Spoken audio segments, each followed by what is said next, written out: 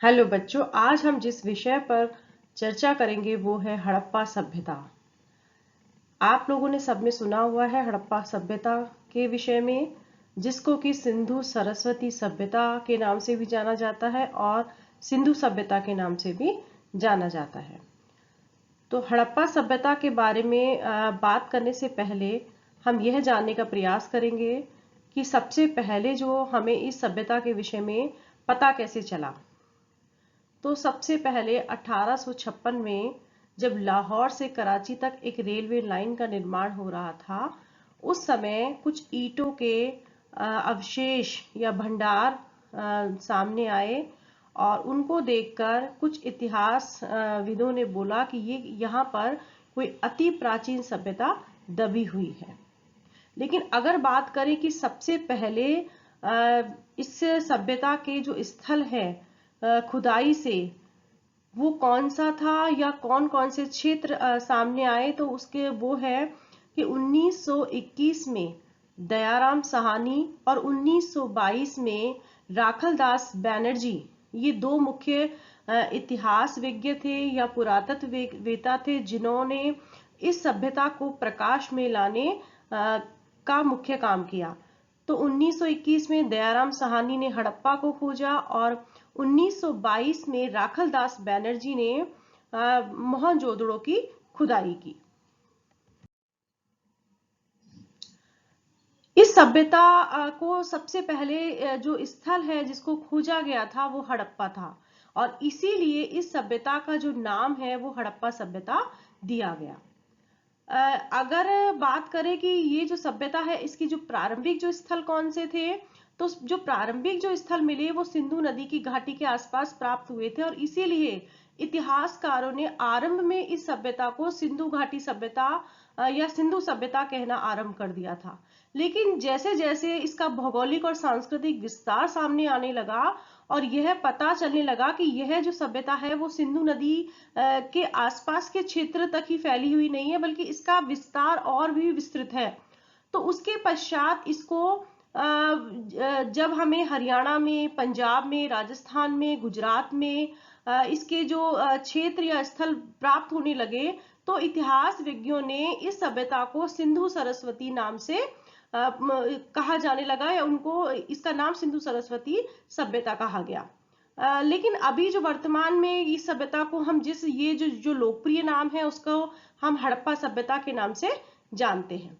वर्तमान में इस सभ्यता के जो पुरा स्थल हैं वो पाकिस्तान में सिंध, पंजाब और बलूचिस्तान के प्रांतों से और भारत में जम्मू कश्मीर, पंजाब, हरियाणा, उत्तर प्रदेश, राजस्थान, गुजरात आदि स्थलों से मिले हैं।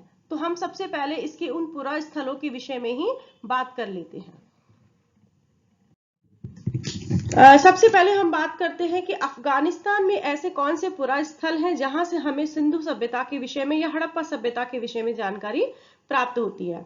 तो अफगानिस्तान में जो स्थल है जो हमें प्राप्त हुए हैं उसमें हम सोतुगोई, ये स्थल का नाम है सोतुगोई, साथ में ही सुतकाकोह और बालाकोट से हमें सिंधु सभ्यता के अवशेष प्राप्त हुए हैं।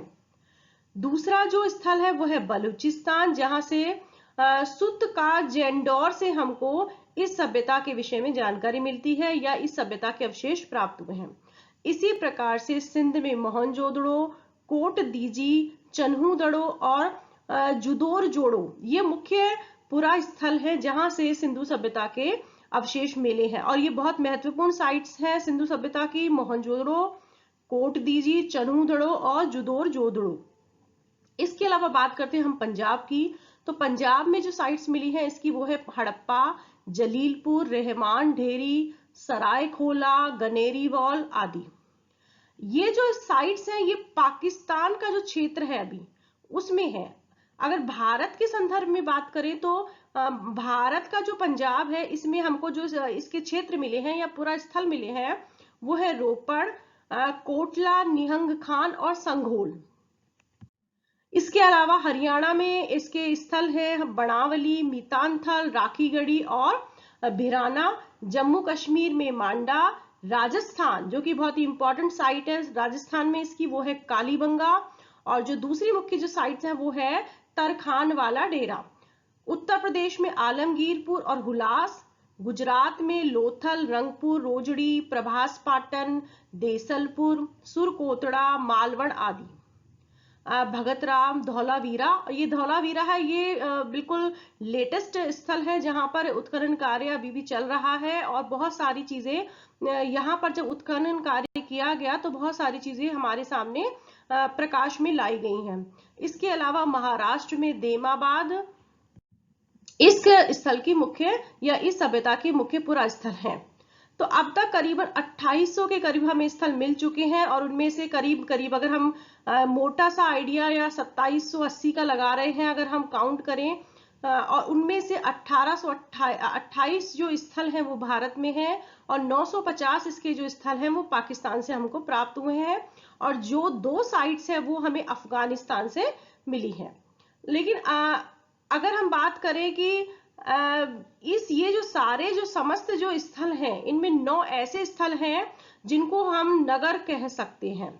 तो इसीलिए सिंधु घाटी जो सभ्यता है हम उसको एक विकसित सभ्यता मानते हैं, नगरीय सभ्यता मानते हैं, क्योंकि सिंधु घाटी सभ्यता में नगरों का विकास हो गया था और ये नगरीय सभ्यता की श्रेणी में रखी जाती है। और खुदाई से हमको 9 नगरों की हमें जानकारी प्राप्त होती है।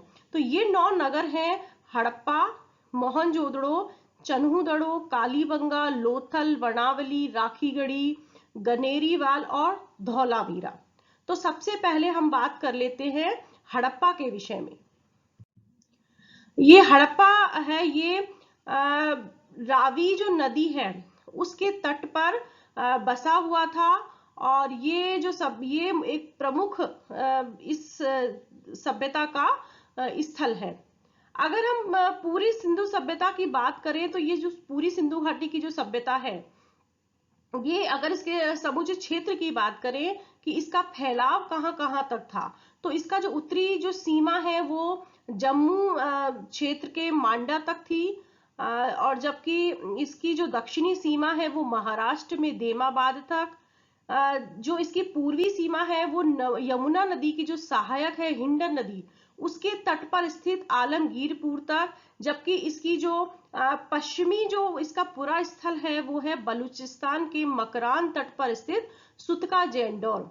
दूसरे शब्दों में हम इसको इस तरह से भी कह सकते हैं कि ये जो सभ्यता है इसका जो विस्तार है वो पश्चिम से पूर्व तक 1600 किलोमीटर और उत्तर से दक्षिण तक 1400 किलोमीटर के क्षेत्र में यह सभ्यता फैली हुई है। अब बात करते हैं हम इसके पुरा स्थलों की। तो सबसे पहले हड़प्पा को लेते हैं। हड़प्पा जिसकी खुदाई 1921 में की, किसने की? दयाराम साहनी ने की। और कहाँ स्थित है? यह रावी नदी के तट पर स्थित है और ये जो अभी वर्तमान में यह पाकिस्तान के पंजाब क्षेत्र में स्थित है। हड़प्पा से हमें एक दुर्ग मिला है और दुर्ग के बाहर उत्तर दिशा में हमें एक ऊंचे टीला मिला है जिसको कि एफ नाम दिया गया है। और ये जो एफ टीला मिला है इस पर ही हमें अन्नागार के अनाज कूटने के चबूतरे और श्रमिकों के आवास के प्रमाण मिले हैं। जबकि जो ये जो टीला है इसके दक्षिण दिशा में हमको एक कब्रिस्तान मिला है जिसको कि R37 नाम दिया गया है। हड़प्पा से प्राप्त पुरावशेष जिनमें मिट्टी के बर्तन भी मिले हैं, तांबे और कांसे के उपकरण भी हमको मिले हैं, साथ में ही पकी हुई मिट्टी के वस्तुएं भी मिली हैं। तो ये सारी चीजों का मिलना ही हड़प्पा को एक नगरीय सभ्यता की श्रेणी में रखता है। अब बात करते हैं मोहनजोदड़ो की। मोहनजोदड़ो जिसका कि शाब्दिक अर्थ है मुर्दों का टीला, और इसकी जो खोज है वो 1922 में राखलदास बैनर्जी ने की थी। और अगर वर्तमान में इसकी बात करें तो ये पाकिस्तान में स्थित है, जो कि ये सिंध के लरकाना जिले में स्थित है जो कि वर्तमान में पाकिस्तान में है। यहाँ से हमें 2 टीले मिले हैं, एक दुर्ग टीला मिला है, एक नगर टीला मिला है। और जो दुर्ग टीला मिला है उस पे हमें कुछ सार्वजनिक स्मारक मिली हैं, जैसे कि विशाल स्नानागार मिला है, अन्नागार मिला है, साथ में ही सभा भवन, पुरोहितों के आवास आदि मिले हैं। ये जो मोहनजोदड़ो है, इसको जो देखने से ऐसा पता चला है कि इस नगर को बहुत ही योजनाबद्ध तरीके से बसाया गया था। साथ में ही यहाँ से हमें प्रचुर मात्रा में मिट्टी के बर्तन, मोहरे और अन्य कलाकृति मिली है, जो कि हमें हड़प्पा सभ्यता को एक विकसित सभ्यता की श्रेणी में, हम ये जब चीजें हमें मिलती हैं तो हम इनके आधार पर हम सिंधु सभ्यता को या हड़प्पा सभ्यता को एक विकसित सभ्यता की श्रेणी में रख सकते हैं। अब बात करते हैं कालीबंगा की, जो कि राजस्थान के हनुमानगढ़ जिले में ये पुरा स्थल हमको प्राप्त हुआ है। और इसकी जो खोज की है वो की है 1951 में अमलानंद घोष के द्वारा। और अमलानंद घोष ने 1951 में इसकी स्थापना कर दी थी या इसकी खोज कर दी थी, और बाद में बीबी लाल और बी के थापर के संयुक्त निर्देशन में इस सभ्यता को के कार्य को या उत्खनन कार्य को लगातार जारी रखा गया, और बहुत सारी जो चीजें हैं वो हमारे सामने या प्रकाश में आई। इस सभ्यता के द्वारा हमें क्या मिला है, इसमें हमें प्राक सिंधु सभ्यता और सिंधु कालीन सभ्यता दोनों की ही कालीन सभ्यता के हमको अवशेष मिले हैं। इसमें हमें जो प्राक या पूर्व स्तर से हमको हल से जुते हुए खेतों के प्रमाण मिले हैं। तो ये बहुत ही महत्वपूर्ण साक्ष्य मिला है, जिसके आधार पर कह सकते हैं कि यहाँ पर कृषि कार्य के लिए खेतों को हल से जोता जाता था। इसके अलावा लघु पाषाण उपकरण, माणिक्य, मनके और मिट्टी के बर्तन के अवशेष भी यहाँ से प्राप्त हुए हैं। अब बात करते हैं लोथल की। तो लोथल हड़प्पा सभ्यता का एक महत्वपूर्ण व्यापारिक केंद्र था, और इसकी खोज 1954 में SR राव के द्वारा की गई थी। लोथल यह गुजरात प्रांत के अहमदाबाद जिले के धोलुका तालुका में जो भोगवा नदी है उसके निकट यह स्थित है।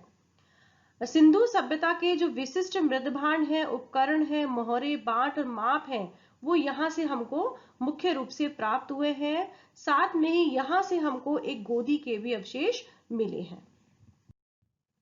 अब बात करते हैं बनावली की, जो कि हरियाणा का एक महत्वपूर्ण स्थल है। और बनावली की जो उत्खनन कार्य है वो 1974 से 77 तक और 1983 से 84 के दौरान किया गया, और बहुत सारे जो हड़प्पा कालीन जो बस्तियां हैं वो प्रकाश में लाई गई।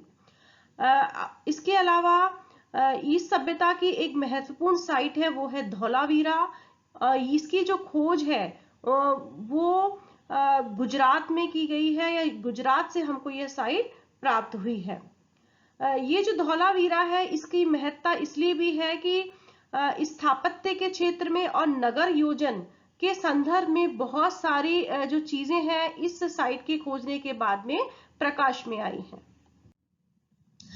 धौलावीरा की जो खोज है 1967 और 68 में जेपी जोशी ने की थी, और इसका जो विस्तृत उत्खनन कार्य है वो 1990 से 94 के बीच में पुरातत्व सर्वेक्षण के डॉक्टर RS विस्ट के द्वारा किया गया था। धौलावीरा अपनी भव्य और प्रभाव उत्पादक नगर योजना के लिए, यहाँ की जो विशिष्ट जो स्थापत्य कला है उसके लिए, यहाँ जो जल प्रबंधन किया गया है उसके कारण काफी प्रसिद्ध है। अब हम बात करते हैं कि सिंधु सभ्यता या सिंधु सरस्वती सभ्यता के कुछ नए पुरा स्थल हमें ज्ञात हुए हैं, और 2003 और 2004 में 3 नए स्थल हमें पता चले हैं। तो ये जो 3 स्थल हैं वो है भिराना, तरखान वाला डेरा, और तीसरा है जूनी कूरन। ये कहाँ पर स्थित है? तो भिराना है यह हरियाणा में है, तरखान वाला डेरा यह राजस्थान के गंगानगर जिले में स्थित है, और जूनी कूरन यह गुजरात के तालुका भुंज जिला कच्छ से हमको प्राप्त हुआ है।